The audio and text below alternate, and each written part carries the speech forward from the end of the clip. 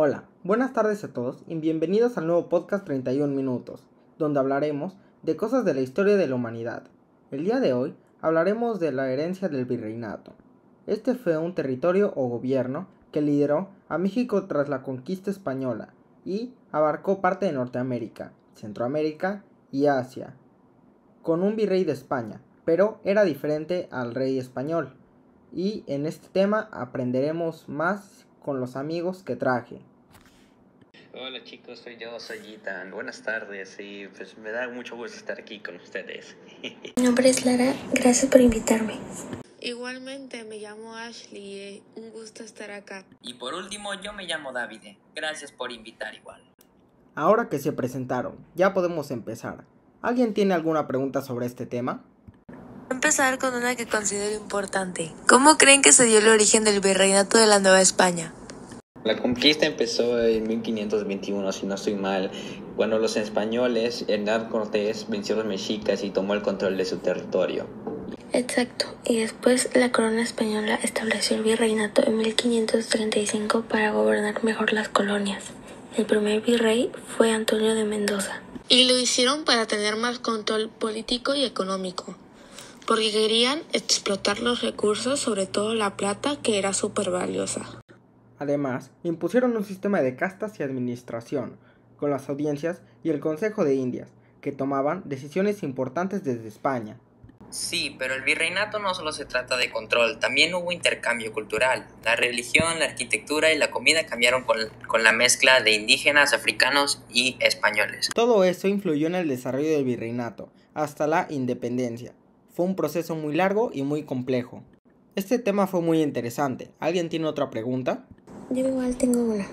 ¿Cuáles consideran que son las características principales de la religión, cultura, educación, política y sociedad que caracterizaron al México virreinal?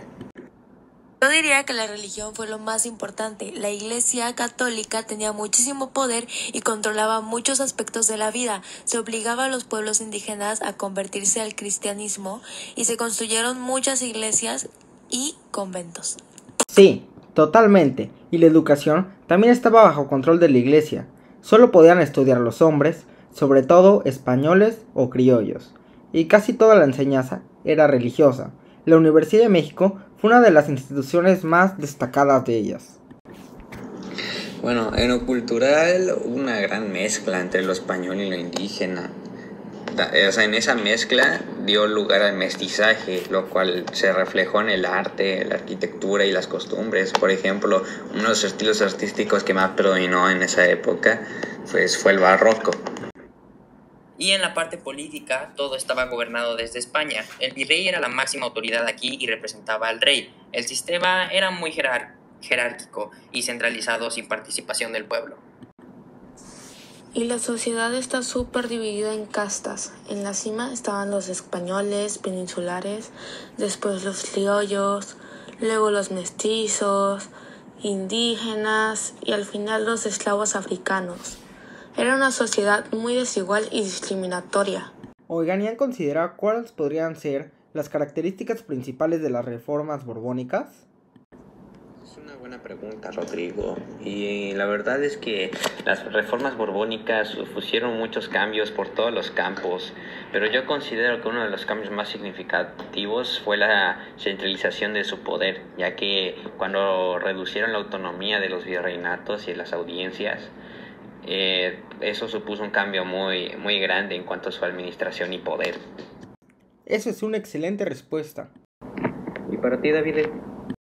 En cuanto a mí, fueron las reformas económicas y fiscales, ya que el aumento de impuestos provocó el descontento de muchas personas, iniciando levantamientos y protestas en contra de este cambio, pero por el otro lado lograron aumentar los ingresos de la corona, permitiéndoles financiar el imperio, aunque me interesa conocer la opinión de Lara.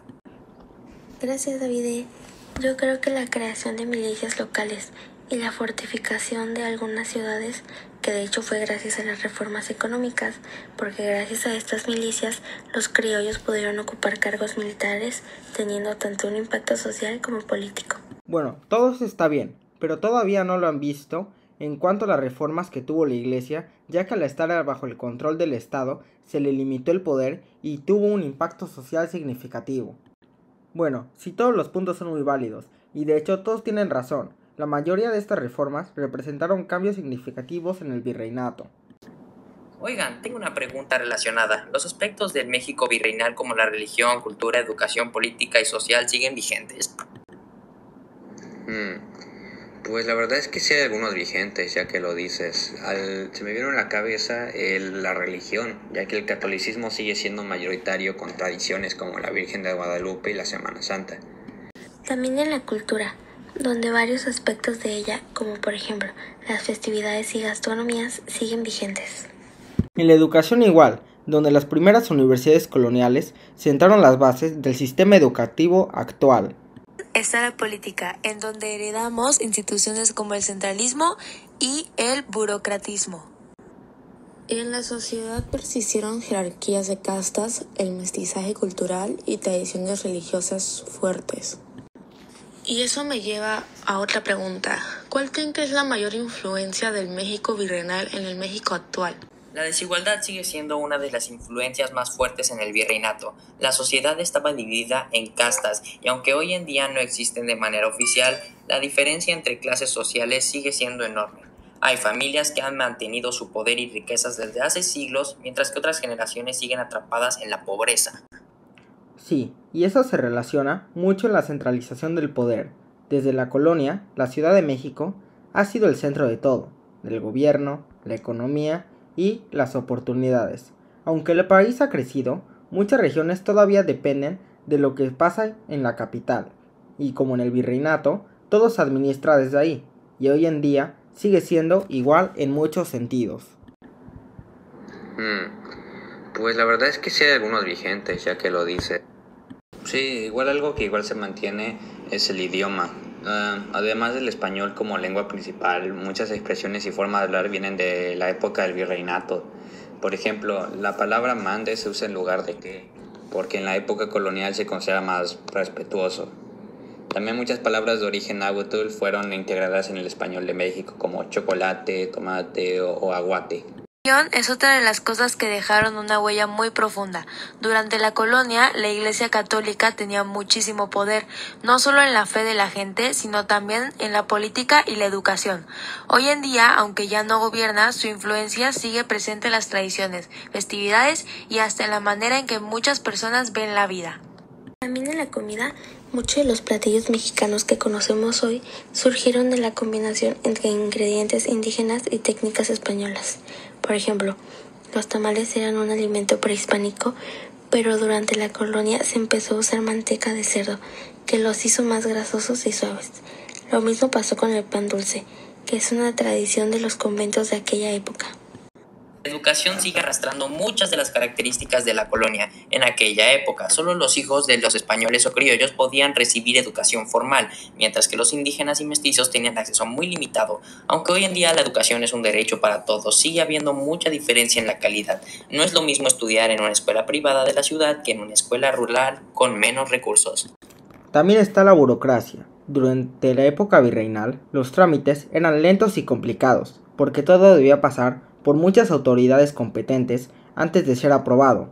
Esto sigue pasando hoy en día con muchas cosas, como los trámites gubernamentales que tardan semanas o meses en resolverse. Sí, el México virreinal dejó una base muy fuerte en la sociedad actual. Algunas cosas han cambiado con el tiempo, pero muchas siguen casi igual, como la desigualdad, la centralización del poder y la influencia de la religión. Vamos a responder a una pregunta clave. ¿Por qué han cambiado las percepciones sobre la religión, cultura, educación, política y sociedad del México virreinal? Bueno, la verdad es que yo creo que todo empezó con la independencia. No solo dejamos de ser una colonia, sino que también rompimos con muchas ideas que venían de España. Por ejemplo, la iglesia dejó de ser la única autoridad y se empezaron a hacer cambios en toda la educación. Pero no fue inmediato. Durante el virreinato, la religión dominaba la vida cotidiana, la educación y la política. Con las reformas liberales del siglo XIX, se separó la Iglesia del Estado y aunque la religión sigue siendo importante, ya no es impuesta como antes. Lo mismo pasó con la educación. Antes, solo los criollos y los españoles podían acceder a estudios formales. Los indígenas y mestizos quedaban fuera. Con el tiempo se impulsó más la educación pública, pero todavía vemos desigualdad, sobre todo en comunidades rurales. En la política, el cambio fue similar. En el virreinato, el poder estaba en las manos del rey, el virrey y la iglesia. Hoy tenemos democracias, pero muchas veces seguimos viendo líderes autoritarios o esperando a que una sola persona resuelva los problemas, como si aún estuviéramos bajo el poder de un virrey. Y en la sociedad, aunque ya no existan las castas del virreinato, las diferencias de clase siguen marcando oportunidades. Antes, si nacías en un grupo marginado, era casi imposible salir de ahí. Ahora hay más movilidad social, pero sigue habiendo barreras. La cultura también es un reflejo de esto. De hecho, muchas de nuestras tradiciones, festividades y costumbres vienen de esa época, pero las hemos resignificado. Antes las tradiciones indígenas eran mal vistas, ahora forman parte de nuestra identidad nacional. En resumen, las percepciones han cambiado porque México ha cambiado. La independencia, las reformas, la globalización y acceso a la información nos han hecho cuestionar lo que antes era norma. Exacto. Seguimos teniendo influencias del virreinato, pero ya no las vemos como algo obligatorio, sino como una parte de nuestra historia que hemos adaptado a un país más libre y diverso. Bueno, yo creo que ahora tenemos una visión más completa de este tiempo y del virreinato, sus hechos y consecuencias, y de cómo influyen hoy en día. Espero que les haya gustado este podcast de este día. Recuerden que cada martes hay uno, esperen al siguiente y hasta la próxima.